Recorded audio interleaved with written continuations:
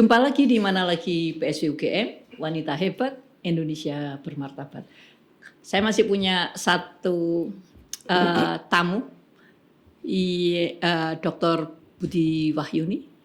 Hari ini ngobrol lanjut, pokoknya terus. Hari ini berkaitan dengan mengapa ya perempuan selalu disalahkan kalau ada atau terjadi perkosaan atau kekerasan seksual. Mbak Yuni, kenapa sih sebetulnya itu selalu kamu pakai baju begini maka gitu membuat orang terangsang, membuat orang salahnya sih itu dia pakai begini gitu itu kenapa sih sebetulnya, bener nggak itu persepsi itu? Ya kalau otaknya udah ngeres mau pakai baju apa aja yang ngeres. Gitu ya. Komen pertama aku ya tau. Itu jawaban yang paling simpel ya gitu ya. Jangan lupa budaya kita kan masih budaya patriarki. Terus dulu. Ya. Yang menempatkan relasi laki-laki dan perempuan berbeda itu dulu.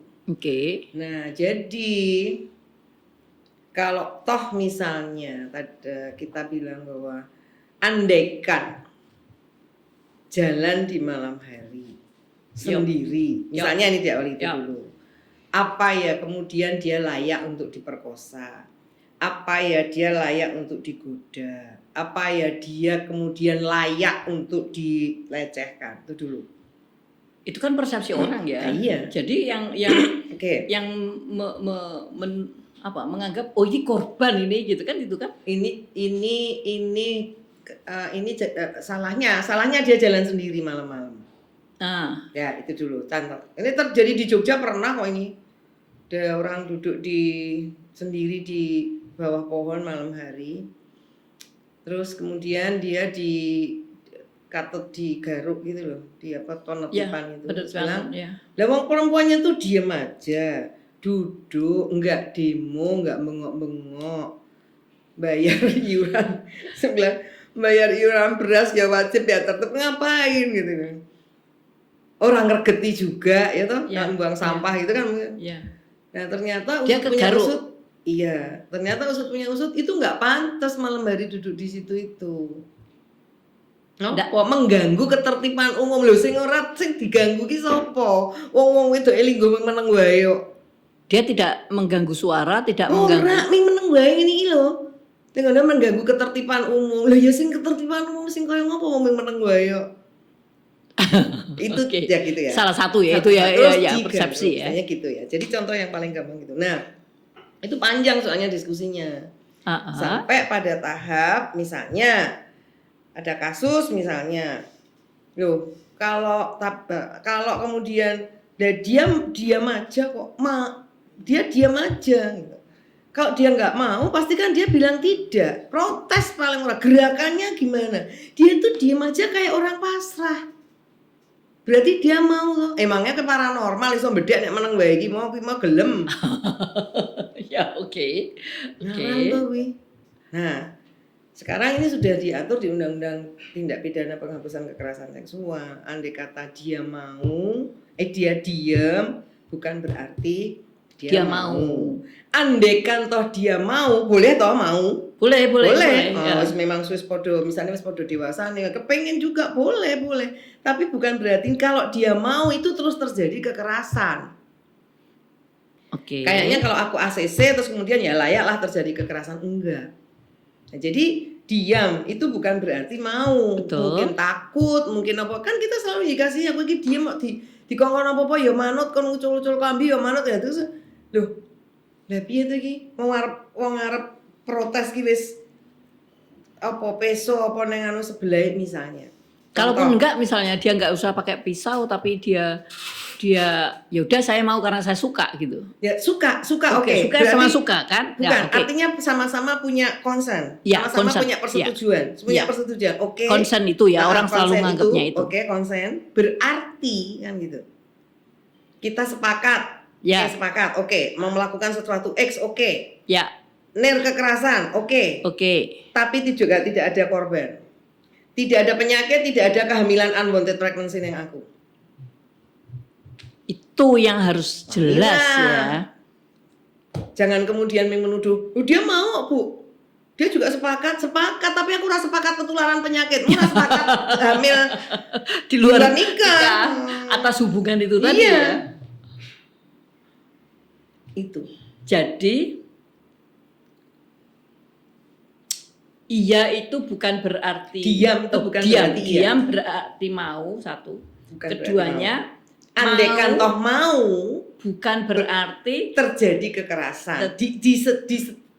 Diiyakan terjadi kekerasan. Satu.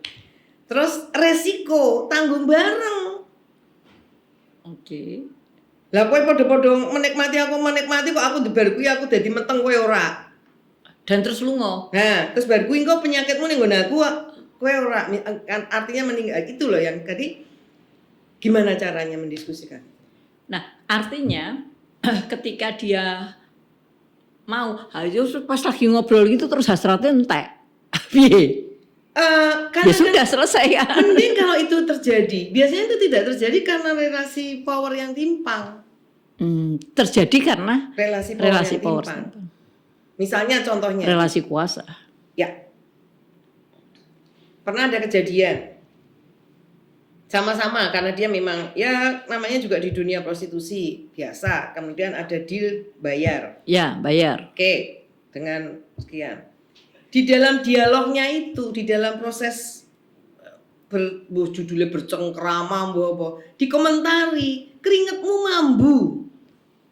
Ya, Tersinggung lah. Terus? Oke. Oh iya. Itu artinya apa? Ya, artinya Mbok, misalnya memang benar ya keringetnya mambu. Oh iya toh, beda toh. Ya sesuk meneh ora kok piye misale ngomong. Atau aku mandi dulu misalnya. Misal. Jadi artinya diskusi-diskusi seperti ini tuh ada asumsi-asumsi. Nek aku ki koyo ngene berarti gelem. Nek aku ki ngene berarti layak. Kalau aku tuh begini berarti gini loh. Jadi itu yang kadang-kadang kita itu ya kayak sepertinya kok jadi kemudian ya menyalahkan perempuan toh. Salahnya padahal data di Komnas Perempuan tuh apa? Arep nganggo lengan dawa, arep nganggo rok dawa, arep nganggo hijab, arep nganggo seragam sekolah, itu sama peluangnya. Jadi bukan perkara dia pakai baju. Ya. Tetapi kalau memang ya aku sering cerita itu ya, kalau memang sudah bukan dihantui, sudah terkontaminasi di pikirannya itu bahwa ada proses penundukan tadi.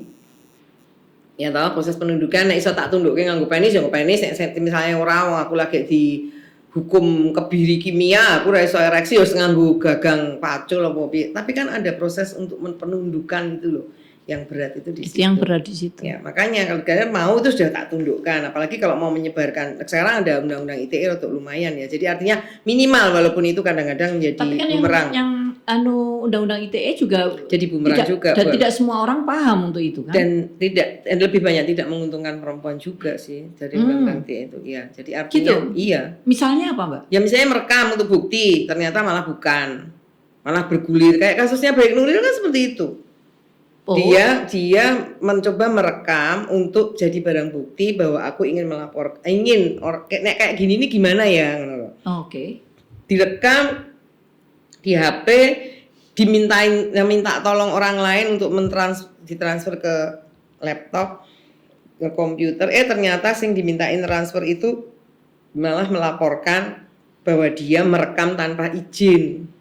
Padahal sebetulnya kan ini untuk bukti bahwa dia merekam percakapan sama seizin yang lawan bicaranya. Malah dia yang kena. Karena itu dianggap merekam, dianggap memproduksi, bergulir ke sana yang isinya seperti itu. Jadi memang apa ya? Ya itu tadi kalau aku sih sudah saatnya ya kita itu paham dengan hal yang seperti ini gitu. Ya termasuk sekarang ini mencium spontan itu nek sing dicium ra setuju, ra berkenan iso kena pasal kuwi TPKS kuwi. Tetot. Gitu ya. Iya. Jadi sebenarnya tuh boleh aku mencium kamu. Nah. Oh iya silakan baru. Ya coba tet karena aku tersinggung bisa lapor. Dan aku merasa ini bisa. Aku lapornya kemana kalau lapor? Ya Soalnya kalau minta mau bantuan dukungan LBH ya ke LBH yang dekat, konseling supaya kita bisa prosesnya yang benar seperti apa sih misalnya kayak gitu. Tapi intinya undang-undang ini bagus ya, Ya, untuk ya. kemudian tidak artinya seperti itu. Ya, balik Bu Yuni. Ya. Kan kadang-kadang ini balik yang bagaimana untuk konsen itu tadi Ya. karena Konsen. ini kadang-kadang kan masyarakat nggak tahu konsen itu apa sih? Ya. Apa sih sebetulnya konsen itu? Konsen yang itu dimaksud seperti persetujuan antara dua orang itu ya. Atau kalau misalnya anak yang dinikahkan di usia anak dini ya. Di usia anak di bawah usia 18 tahun itu kan sebetulnya rawannya itu kan kalau usia di bawah 18 tahun itu kan pemegang konsennya kan orang tua. Oke. Jadi kalau aku mau training seksualitas buat anak-anak itu orang tuanya harus mengizinkan. Kalau orang tuanya nggak mengizinkan nggak boleh. Nah, sekarang pemberi izin ini menjadi pelaku. Karena dia menyuruh anaknya menikah. Padahal persetujuan menikah itu kan harusnya kalau orang dewasa kan kepada yang bersangkutan. Tapi karena dia masih usia anak kepada orang tua. Lah ini pemegang persetujuan menikahkan kan berarti gitu loh. Nah, konsen itu sebenarnya persetujuan. Nah, persetujuan yang tadi itu saya katakan. Kalau kemudian kan sering tuh kalau dulu sering sekali, moga-moga sekarang udah nggak terjadi lagi ya. Pada saat Anda diperkosa posisinya bagaimana? Itu pertanyaan. Terus kamu pertama kali melakukan apa? Oh, kamu kok tidak melakukan perlawanan? Berarti kamu mau. Berarti kamu memang sengaja ya? Kamu sengaja masuk ke kamarnya cowok ya? Lu wong mlebu ning kamar ya totok-totok ngono ya biasa atau apa ya misalnya. Kalau memang nggak boleh ya nggak boleh lah. Nah, ini persoalannya kan kemudian kita punya asumsi-asumsi gitu loh. Nah, itu yang asumsi lama kan itu. Yang asumsi yang kemudian lah. Kalau memang dia nggak mau ya, ada orang mengatakan begini, "Bu, harusnya kan dia tuh udah tahu ya Bu sejak awal. Diajak pergi. Arahnya ke Kaliurang. Mampirnya ke restoran yang ada hotelnya. Terus terjadi kekerasan. Harusnya kan dia udah tahu ya Bu ya. Nah kan harusnya aku nggak boleh suudzon toh. Oke. Misalnya aku jawab dengan tidak boleh suudzon atau kemudian dilawan dengan bahwa kamu harus hati-hati. Nah misalnya kayak gitu. Jadi kamu harus bisa menjaga. Nah sekarang kalau kemudian diarahkan ke sana, apakah kemudian kalau sampai ke restorannya di Kaliurang itu kemudian katakanlah itu terus kemudian aku layak untuk mendapat perlakuan kekerasan seksual. Jadi, harusnya kan dia kalau aku mau bilang harusnya dia nggak perlu ngajak ke Kaliurang jajan adoh jajan wae ning kene misalnya gitu. Kalau mau eleh-elan. Tapi ini kan bukan dalam konteks kepengin eleh-elan, kepengin menang kalah, tapi cara pandang yang tidak selalu menempatkan perempuan sebagai penyebabnya. Oke. Jadi konsen itu tadi menjadi satu hal yang penting dan itu bagian dari komunikasi. Balik lagi ke komunikasi menjadi sesuatu hal yang utama ya. Nah, cuma persoalannya komunikasi itu kadang-kadang kita selalu diucapkan dengan verbal kayak gini loh. Oke. Nek menang yo aku ketakutan yo keringet dingin wis metu ini ki apa yo memang kamu setuju nak yo ora to. Kan wis ketok orang mau mengatakan mbuh mukanya pucat, mukanya apa berarti dia dalam keadaan takut. Tapi kan kadang-kadang kita mengatakan bahwa tidak itu harus dikatakan dengan seperti itu. Dan tidak adalah tidak. Kan itu sebetulnya. Kadang-kadang kan kalau kita dianggap bahwa diam itu iya. Atau ngomong tidak mosok tidak gitu aja. Ayo toh misalnya. Apalagi kalau sudah nolak rezeki. Wah, wis telak we. Jadi sebetulnya kalau pelakunya itu yang diidentifikasi temuan-temuan di Komnas Perempuan atau dari layanan apa ya kita bilang forum pengada layanan gitu ya kayak WCC itu mengatakan bahwa